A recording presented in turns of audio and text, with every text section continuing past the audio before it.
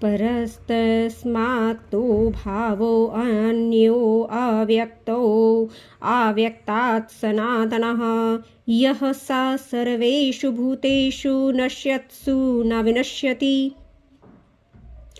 इस व्यक्त ब्रह्मा से परे सनातन अव्यक्त भाव ब्रह्म है जो कभी नष्ट नहीं होता। आज मैं आपको एक गोपनीय रहस्य बताने वाली हूँ। और जो व्यक्त ब्रह्मा जिनके बारे में हम कहते हैं कि ये सृष्टि की रचना की है, उनसे अव्यक्त जो ब्रह्म है वे निर्गुण निराकार कहे जाते हैं और जिनके भाव को हमें प्राप्त करना है।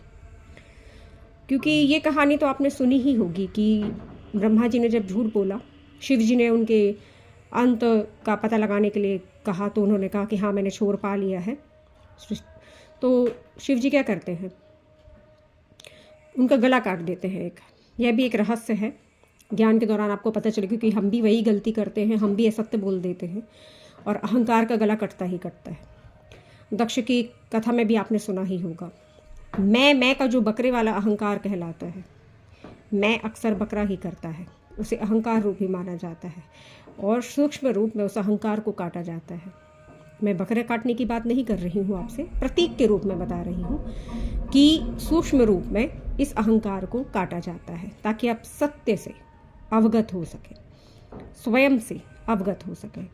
तो इस रहस्य में जब ये बात आती है परब्रह्म परमात्मा की, जो कर्ता ना होकर भी करता है, कैसे कि वो ओम अक्षर परब्रह्म परमात्मा जिनकी परम ऊर्जा सभी के भीतर बहुत ही सूक्ष्म रूप में विराजमान है, ये कहा जाए कि जिनका प्रकाश हम सभी में विद्यमान है, वह एक ऊर्जा प्रकाश रूपी परमात्मा विभिन्न तत्वों में ब्रह्मा विष्णु महेश जो प्रकृति के स्थिति पालनकर्ता और संहारकर्ता कहलाते हैं, उन सभी में विराजमान होती है। यद्यपि यह सभी दिव्य हैं, बहुत ही दिव्य हैं, इन्हें मनुष्य रूप नहीं मानना चाहिए। तो इनका एक मंत्र भी है परमात्मा का, ओम अक्षर जिन्हें कहते हैं हम। ओम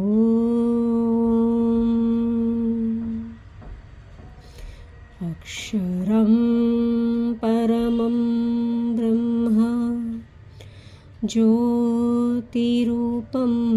सनातनं गुणातीतं निराकारं स्वीक्षामयम् अनन्तकम्। मित्रों, अधर्म तब बढ़ता है जब जिम्मेदार व्यक्ति या धर्म को मानने वाला व्यक्ति शांत रह जाता है, धर्म की ओर अग्रसर नहीं होता। मैं धर्मयुक्त कार्य कर रही हूँ क्योंकि मुझे ज्ञान हुआ, मुझे ईश्वर की कृपा प्राप्त हुई।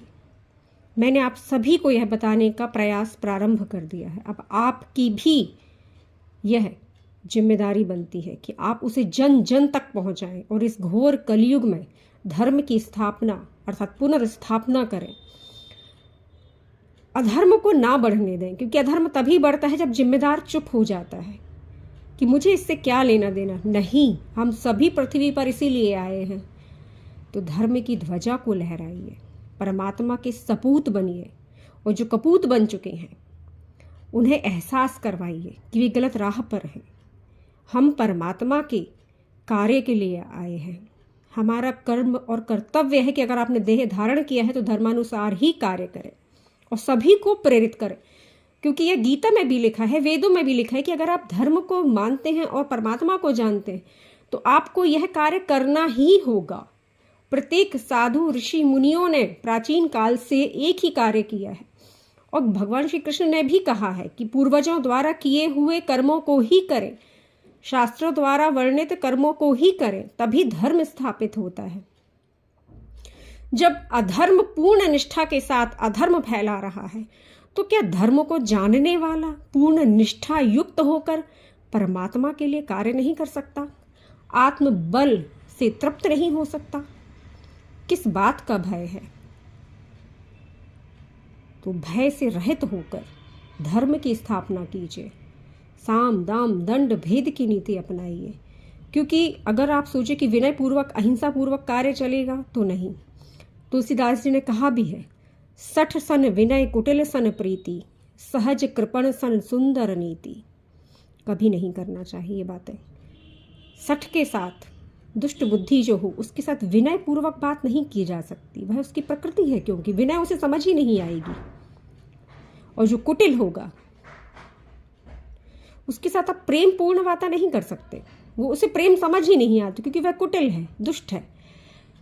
और कृपण जो किसी का उपकार मानता ही नहीं है, उसके साथ सुंदर नीति, किसी भी तरह की आप नियम नहीं बता सकते, वह उसे फॉलो ही नहीं करेगा, वह उसे मानेगा ही नहीं, क्योंकि उसकी प्रकृति ही वैसी है। तो आपकी जो प्रकृति है वह अच्छाई की ओर बढ़ने वाली है, आपकी जो प्रकृति है वह धर्म की स्थापना के लिए है। तो अपनी प्रकृति का दुरुपयोग ना करें, शांत ना रहें, क्योंकि अधर्मियों का नाश करके ही अधर्म की विजय नहीं हो सकती। साम दाम दंड भेद की नीति अपने, जो जैसे माने उसे वैसे व्यवहार कीजिए। स्वाध्याय बहुत आवश्यक है, ये आवश्यक नहीं कि कोई कुछ भी बता दे तो आप उसे मान लें, नहीं, स्वयं अध्ययन कीजिए। जब आप स्वयं अध्ययन करेंगे तभी आप औरों को भी सिखा पाएंगे, क्योंकि जब हम में ही परिवर्तन नहीं आएगा तो हम दूसरों को परिवर्तित करने की क्षमता ही नहीं रखते। सत्य का साथ दीजिए, सत्य को स्थापित कीजिए, पुनर्स्थापित, क्योंकि वह तो स्थापित है ही, लेकिन आपके भीतर स्थापित नहीं है। तो कलयुग का निराकरण करना है, कलयुग से हारना नहीं है हमें। हम परमात्मा के सपूत हैं, हमें हारना नहीं है, हमें आगे बढ़ना है। तो धर्म की स्थापना के लिए अर्पणा आध्यात्मिक जगत को सब्सक्राइब कीजिए और शेयर कीजिए वह सभी वीडियोस जो मैंने जागरूकता के लिए बनाए हैं, सत्य को जानकर बनाए हैं। इतना फैला दीजिए, इतना फैला दीजिए कि जो जो अधर्म की वाणी बोल रहा है, जो जो अधर्म की ओर अग्रसर है, वह अपने परिवार की ओर लौट आए, क्योंकि वसुधैव कुटुंबकम ही हमारा लक्ष्य है। संपूर्ण प्रकृति हमारा परिवार है, प्रकृति के सारे जीव हमारे हैं, क्योंकि उस एक परमात्मा का प्रकाश सभी में प्रकाशित है। तो धर्म की ओर अग्रसर होइए, धर्म पूर्वक कार्य कीजिए, भय बिल्कुल भी मत कीजिए। ग्रंथों को पढ़ेंगे तो यह भय भी समाप्त हो जाएगा, क्योंकि अहंकार जब नष्ट होगा तो डर कौन रहा है यह समझ में आ जाएगा। आप तो निर्भय हैं, उस निराकार के स्वरूप हैं। तो अर्पणा आध्यात्मिक जगत चैनल को सब्सक्राइब कीजिए, वीडियोस को शेयर कीजिए, आप भी अध्ययन कीजिए।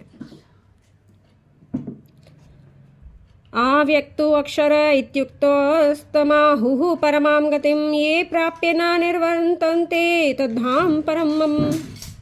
अक्षर नामक अव्यक्त भाव को परम गति कहते हैं। अब इस परम गति को प्राप्त करने के लिए अक्षर भाव में स्थित होना होगा। ओम इत्येकाक्षरम परमम ब्रह्म, उन परमात्मा का नाम है, उन पर ब्रह्म का नाम है।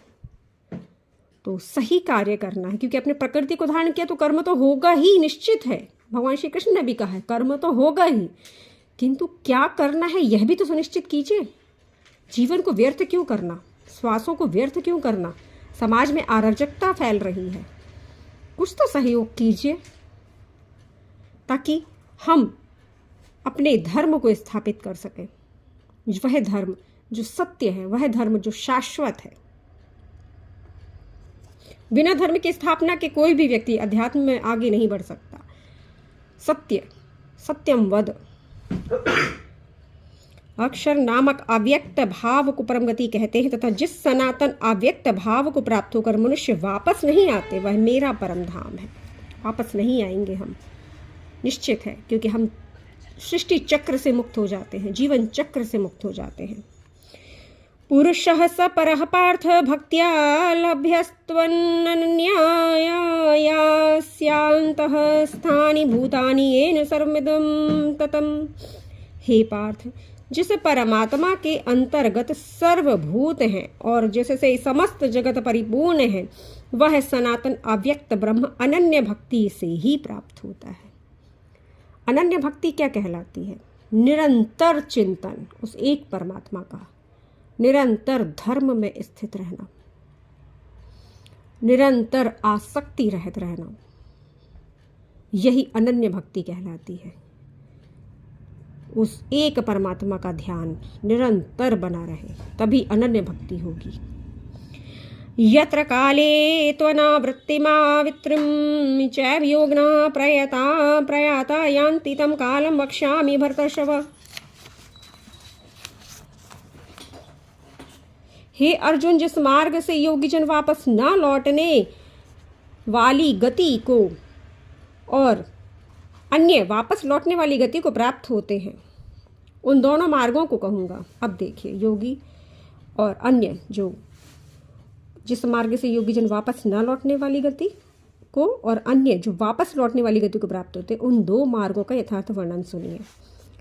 अग्निर्ज्योतिरः शुक्लः षड्मासा उत्तरायणं तत्र प्रयाता गच्छन्ति ब्रह्मविदो जना।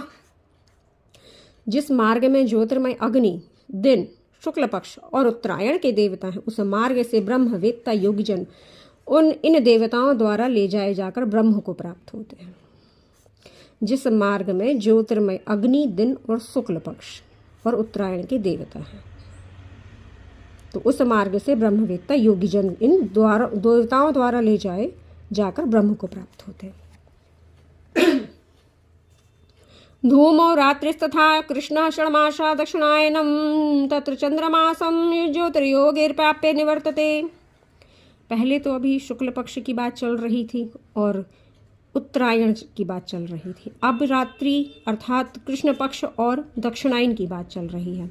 जिस मार्ग से धूमाभिमानी देवता हैं, जिस मार्ग में धूमाभिमानी देवता हैं, रात्रि, कृष्ण पक्ष और दक्षिणायन के 6 महीनों में मरकर गया हुआ सकाम कर्म करने वाला योगी उपर्युक्त देवताओं द्वारा स्वर्ग में जाकर अपने शुभ कर्मों का फल भोग कर वापस आता है, ये रात्रि कहलाती है, अर्थात स्वर्ग।